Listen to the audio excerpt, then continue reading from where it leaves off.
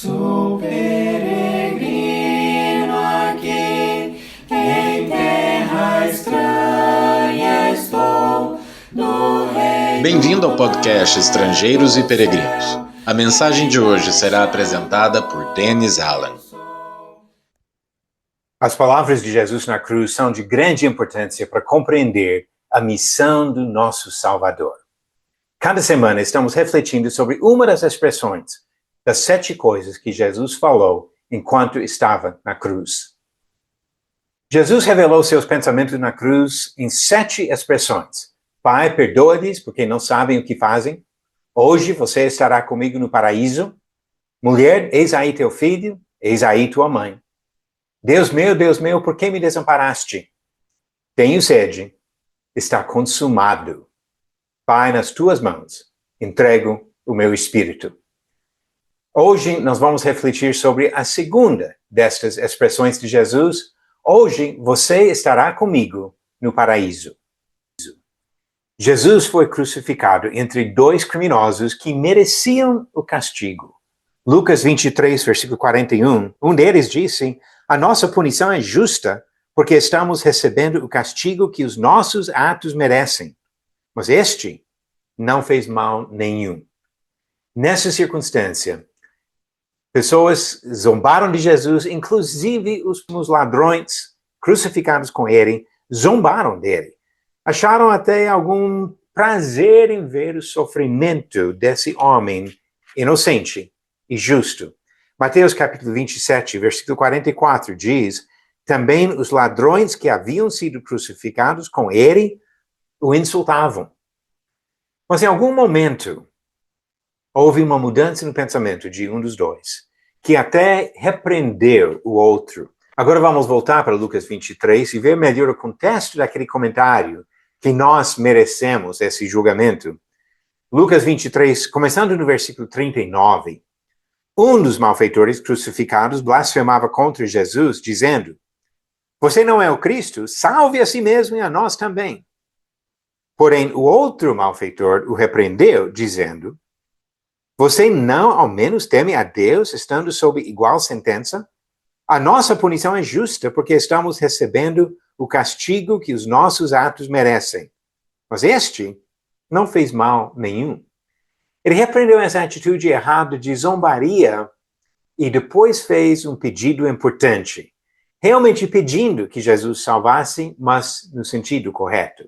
Versículo 42, e acrescentou: Jesus, lembre-se de mim quando você vier no seu reino. Outros não acreditavam no poder de Jesus, até zombando dele quando estava na cruz. Diz Marcos 15, versículo 31, de igual modo os principais sacerdotes com os escribas, zombando, diziam entre si: salvou os outros, a si mesmo não pode salvar. E assim continuavam, tratando como ridículo Jesus na cruz. Mas o ladrão, creio. Aquele que estava sob sentença de morte, creio em Jesus. E Jesus salvou aquele homem. Mais uma vez, Lucas 23. Vamos ver agora as palavras de Jesus respondendo ao pedido do ladrão. Capítulo 23 de Lucas, versículo 43. Jesus lhe respondeu: em verdade lhe digo que hoje você estará comigo no paraíso. Jesus salvou o ladrão. Hoje você estará comigo no paraíso. Estas palavras de Jesus revelam o sentido muito mais amplo da sua missão, motivo de vir ao mundo e sofrer na cruz, como ele estava sofrendo naquele dia. Jesus veio para salvar. 1 Timóteo capítulo 1, versículo 15, o apóstolo Paulo disse: esta palavra é fiel, é digna de toda aceitação, que Cristo Jesus veio ao mundo para salvar os pecadores, dos quais eu sou o principal. Foi exatamente por esse motivo que Jesus aceitou o sofrimento na cruz.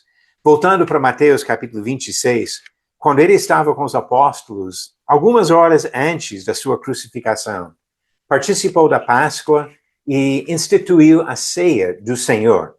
E naquele momento, Mateus capítulo 26, versículo 28, relata para nós estas palavras de Jesus. Porque isto é o meu sangue, o sangue da aliança, derramado em favor de muitos, para remissão de pecados. Jesus derramou seu sangue para oferecer perdão dos nossos pecados. Mas alguns distorcem as palavras de Jesus na cruz para negar seu ensinamento em outros momentos. O fato que ele perdoou o ladrão na cruz serve para algumas pessoas negarem a necessidade de obedecer mandamentos de Jesus.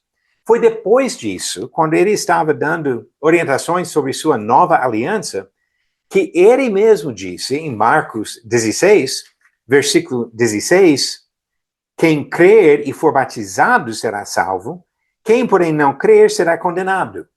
Tem pessoas que dizem, mas o ladrão não foi batizado na cruz, então como que o batismo seria necessário para nós?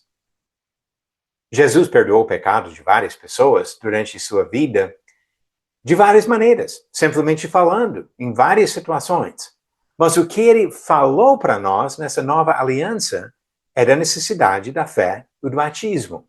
Enquanto estava aqui na terra, ele perdoou pecados. Tinha todo o direito de fazer isso. Encontramos casos como em Marcos capítulo 2, que ele perdoou os pecados do paralítico e também curou o homem. Lucas capítulo 7 e várias outras passagens falam sobre Jesus simplesmente falando e perdoando pecados. Todo o direito de fazer isso. Mas depois da sua morte, entrou em vigor o Novo Testamento que inclui as palavras que acabei de ler em Marcos 16, versículo 16. Nesse Novo Testamento, ele deu as orientações que valem para todas as pessoas que vêm depois. Hebreus capítulo 9, começando no versículo 15, mostra que este Novo Testamento entrou em vigor depois da morte de Jesus. Hebreus 9, começando no 15, o texto diz, por isso mesmo ele é o mediador da nova aliança, a fim de que os que foram chamados recebam a promessa da herança eterna, visto que houve uma morte para a remissão das transgressões que foram cometidas sob a primeira aliança. Porque onde há um testamento, é necessário constatar a morte de quem o fez. Sim, porque um testamento só é confirmado depois da morte de quem o fez. Pois de maneira nenhuma, um testamento tem força de lei enquanto ainda vive quem o fez. O testamento de Jesus entrou em vigor com sua morte. E o que ele manda para nós na nova aliança é a necessidade da fé, do arrependimento, do batismo, para a remissão dos nossos pecados. Foi isso que ele mesmo falou em Mateus capítulo 28, quando ele deu as últimas orientações para os apóstolos antes da sua ascensão, enviando os apóstolos a pregar a mensagem do evangelho ao mundo. E aqui em Mateus 28, versículo 19 e 20, as palavras de Jesus aos apóstolos. Portanto, vão e façam discípulos de todas as nações, batizando-os em nome do Pai, do Filho e do Espírito Santo, ensinando-os a guardar todas as coisas que tenho ordenado a vocês. Hebreus capítulo 5, versículo 9. Também nos lembrando da importância de respeitar a palavra de Jesus, que cumpriu sua missão nesse sacrifício, sepultamento e ressurreição. Diz Hebreus 5, versículo 9. E tendo sido aperfeiçoado, tornou-se o autor da salvação eterna para todos os que lhe obedecem. Precisamos obedecer o que o autor da salvação eterna diz. Quem crer e for batizado será salvo. Sendo fiel à sua missão, Jesus ofereceu para um criminoso condenado na cruz a graça da salvação. Ele oferece a mesma graça a nós e a todos os outros pecadores ao nosso redor. Não precisamos repetir o que o ladrão fez. Não precisamos ser crucificados fisicamente. Nós precisamos morrer ao pecado, ser sepultados no batismo e ressurretos para uma nova vida em Jesus Cristo. Sendo assim, servos do Senhor, perdoados pela graça de Jesus Cristo. Você acertou a pergunta do último episódio? Em qual das suas cartas Paulo escreveu: porque vocês foram comprados por preço, agora, pois, glorifiquem a Deus no corpo de vocês?